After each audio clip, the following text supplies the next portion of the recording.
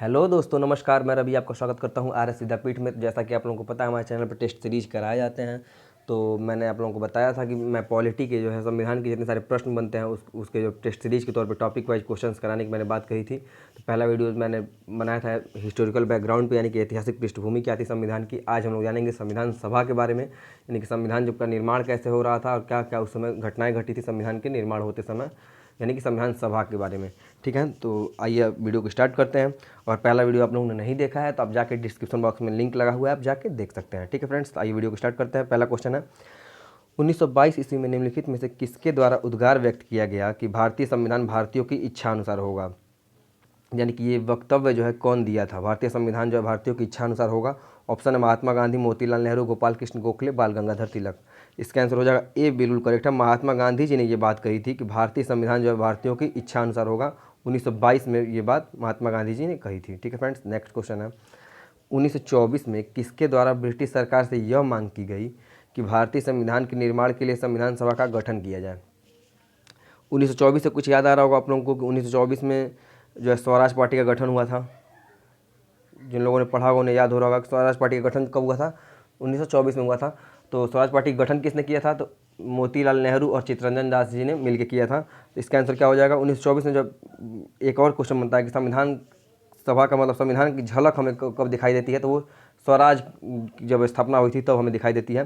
तो इसका आंसर क्या हो जाएगा, मोतीलाल नेहरू जी ने पहली बार ये मांग की थी कि संविधान सभा का गठन किया जाए 1924 में। ठीक है, नेक्स्ट क्वेश्चन है, संविधान सभा को किसने मूर्त रूप प्रदान किया। संविधान सभा को किसने मूर्त रूप प्रदान किया। ऑप्शन है Mahatma Gandhi, Motilal Nehru, M N. Roy, Jawaharlal Nehru. D option बिल्कुल करेक्ट है, जवाहरलाल नेहरू जी ने संविधान सभा को मूर्त रूप प्रदान किया था। ठीक है फ्रेंड्स, नेक्स्ट क्वेश्चन है, वर्ष 1942 में किस योजना के तहत यह स्वीकार किया गया कि भारत में एक निर्वाचित संविधान सभा का गठन होगा जो युद्धोपरांत संविधान का निर्माण करेगी। ऑप्शंस आपके सामने हैं, क्रिप्स योजना, वेवेल योजना, कैबिनेट मिशन योजना, माउंटबेटन योजना। तो आप लोगों को याद होगा 1942 के टाइम क्या हो रहा था, सेकेंड वर्ल्ड वार स्टार्ट हो चुका था। सेकेंड वर्ल्ड वार जब स्टार्ट हुआ था उसी समय क्रिप्स मिशन आया था, जिसने भारत को ये बात कही थी कि युद्ध जब समाप्त हो जाएगा, युद्ध के ख़त्म होने के बाद संविधान का निर्माण भारत कर सकता है। तो वो कब आया था, 1942 में क्रिप्स मिशन आया था, यानी क्रिप्स योजना के समय 1942 में आया था, तब ये बात कही गई थी। ठीक है फ्रेंड्स, यह स्वीकार किया गया था। नेक्स्ट है कि संविधान सभा के गठन की मांग सर्वप्रथम 1895 में किसके द्वारा प्रस्तुत की गई। सबसे पहली बार संविधान सभा के गठन की मांग जो है किसके द्वारा प्रस्तुत की गई थी, 1895 में बाल गंगाधर तिलक यानी कि बीजी तिलक यानी कि बाल गंगाधर तिलक जी के द्वारा की गई थी। ठीक है फ्रेंड्स, नेक्स्ट है कि कैबिनेट मिशन योजना के अनुसार संविधान सभा में कुल कितने सदस्य होने थे। तो जब कैबिनेट मिशन आया था 1946 में, पहले तो ये कैबिनेट में आपको बताऊँ चाहिए कैबिनेट मिशन आया कब था, तो 1946 में आया था। पिछले वीडियो में मैंने बताया था ये, और आप लोगों ने नहीं देखी है तो आप लोग जाकर वीडियो को देख सकते हैं। तो ये इसका आंसर क्या हो जाएगा, 389 यानी कि 389 सदस्य थे, यानी कि ए ऑप्शन बिल्कुल करेक्ट है इसका। कैबिनेट मिशन योजना के अनुसार संविधान सभा में कुल जो है 389 सदस्य होने थे। नेक्स्ट है कि प्रस्तावित मूल संविधान में कुल सदस्यों का विभाजन किस किस प्रकार होना निश्चित हुआ था। तो ऑप्शंस हैं, ब्रिटिश प्रांतों के 292 प्रतिनिधि, देसी रियासतों के 93 प्रतिनिधि 93, सी है मुख्य कमिश्नरी क्षेत्र के 4 प्रतिनिधि, यानी कि इसका आंसर का डी बिल्कुल करेक्ट है। तीनों ऑप्शन इसका करेक्ट है, यानी कि तीनों को जोड़ेंगे तो टोटल कितना हो जाएगा, 389 सदस्य हो जाएंगे, यही सदस्य होने थे। नेक्स्ट क्वेश्चन है, पुनर्गठन के फलस्वरूप, यानी कि जब पुनर्गठन हो गया वर्ष 1947 में संविधान सभा के सदस्यों की संख्या कितनी रह गई थी। तो उस समय जो है जब पुनर्गठन जब हुआ था तो उस समय जो सदस्यों की संख्या 2 से 99 बच के रह गई थी, 299 बस बच के रह गई थी। ठीक है फ्रेंड्स, नेक्स्ट क्वेश्चन है, कैबिनेट मिशन योजना के अंतर्गत संविधान निर्मात्री परिषद में प्रत्येक प्रांत की आवंटित सदस्य संख्या निर्धारित करने के लिए एक प्रतिनिधि कितनी जनसंख्या के अनुपात में था। ये क्वेश्चन आया हुआ है एग्जाम में, काफ़ी इंपॉर्टेंट क्वेश्चन है, तो कई बार ये एग्जाम में क्वेश्चन में पूछा गया है। तो उस समय जो प्रतिनिधि थे 10 लाख व्यक्ति पे थे, 10 लाख व्यक्ति पे एक व्यक्ति था अनुपात में, यानी कि एक व्यक्ति पे जो है 10 लाख व्यक्ति का समूह बनाया गया था। ठीक है फ्रेंड, तो कैबिनेट मिशन योजना के अंतर्गत संविधान निर्वाचित परिषद में प्रत्येक प्रांत की आवंटित सदस्य संख्या निर्धारित करने के लिए एक प्रतिनिधि कितनी जनसंख्या के अनुपात में था, तो 10 लाख व्यक्ति के अनुपात में था। ठीक है, नेक्स्ट क्वेश्चन है, संविधान सभा में किस प्रांत का प्रतिनिधित्व सबसे अधिक था। और आप लोगों को पता है तो आप कमेंट सेक्शन में जाके आप आंसर कमेंट कर सकते हैं।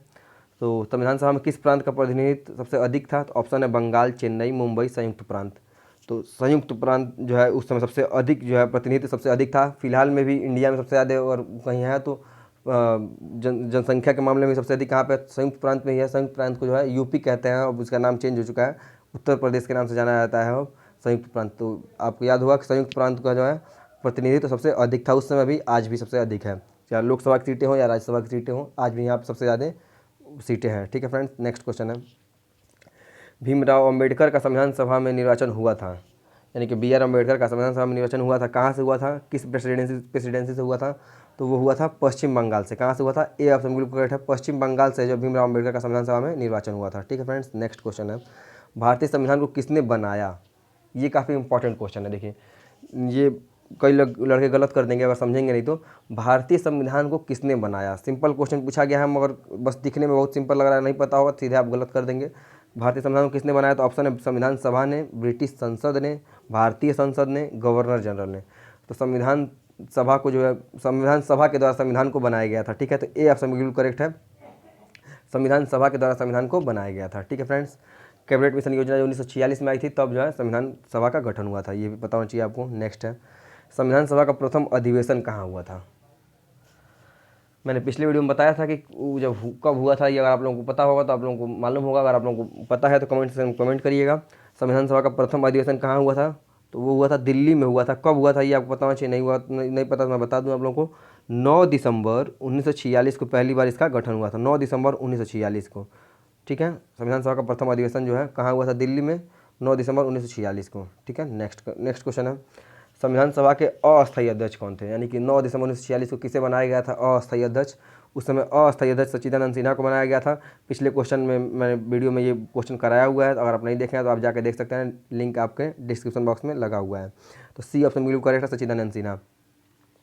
और संविधान सभा के अस्थायी अध्यक्ष कौन थे, यानी कि 9 दिसंबर 1946 को सच्चिदानंद सिन्हा को बनाया गया था अस्थायी अध्यक्ष। और अस्थायी अध्यक्ष जो किसे बनाया गया था 2 दिन बाद, यानी कि 11 दिसंबर को किसे बना दिया गया था, 11 दिसंबर 1946 को डॉक्टर राजेंद्र प्रसाद को बना दिया गया था, यानी कि सी ऑप्शन बिल्कुल करेक्ट है, डॉक्टर राजेंद्र प्रसाद। ठीक है फ्रेंड्स, नेक्स्ट क्वेश्चन है, संविधान सभा के संवैधानिक सलाहकार कौन थे। ये काफ़ी इंपॉर्टेंट क्वेश्चन है, पिछले एग्जाम में पूछा गया था, ये यूपीपी में भी इस बार इसी साल के क्वेश्चन में यूपीपी के पेपर में आया हुआ क्वेश्चन था कि संविधान सभा के संवैधानिक सलाहकार कौन थे। तो ऑप्शन है शरद चंद्र बोस, के एम मुंशी, रफ़ी अहमद किदवई, बेनेगल नरसिंह राव। तो देखिए इसका आंसर हो जाएगा B N Rau, B N Rau इसका आंसर होगा। बी एन राव का फुल फॉर्म होता है वेनेगल नरसिंह राव, बहुत लोगों को नहीं पता होगा, अब याद कर लीजिएगा, बी एन राव का फुल फॉर्म होता है वेनेगल नरसिंह राव, यानी कि डी ऑप्शन बिल्कुल करेक्ट है, जो कि संविधान सभा के संवैधानिक सलाहकार हुआ करते थे। ठीक है फ्रेंड्स, नेक्स्ट क्वेश्चन है, संविधान के विभिन्न पहलुओं के अध्ययन हेतु संविधान सभा ने कितनी समितियाँ नियुक्त की थी। टोटल 13 समितियाँ नियुक्त की गई थी, कितनी हुई थी 13, ये क्वेश्चन आया हुआ है, आप याद कर लीजिएगा। संविधान के निर्माण में जो अध्ययन हेतु जो कितनी समितियाँ नियुक्त हुई थी, तो वो 13 समितियों की नियुक्ति हुई थी। ठीक है फ्रेंड्स, जैसे कि प्रारूप समिति हो गया, झंडा समिति हो गया, इस तरह की समितियाँ, संघ समिति हो गया, इस तरह की समितियाँ नियुक्त की गई थी। 13 टोटल कितनी थी, कुल 13 थी। ठीक है फ्रेंड्स, नेक्स्ट क्वेश्चन है, तो ये आज का लास्ट क्वेश्चन था।